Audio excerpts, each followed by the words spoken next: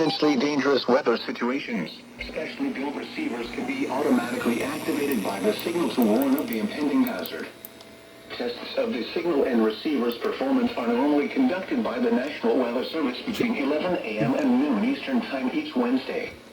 If there is a threat of severe weather, the test will be postponed to the next available good weather day. Reception of this broadcast, and especially the warning alarm tone, will vary at any given location. This variability, normally more noticeable at greater distances from the transmitter, can occur even though you are using a good quality receiver in good working order.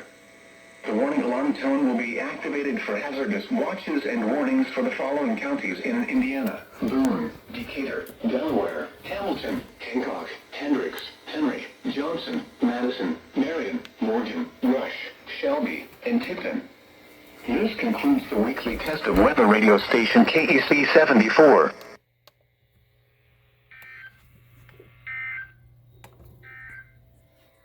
At 11 a.m. at Indianapolis, it was sunny.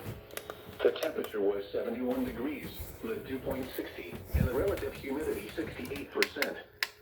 The wind was calm. The barometric pressure was 30.17 inches and rising. Around central Indiana, it was sunny.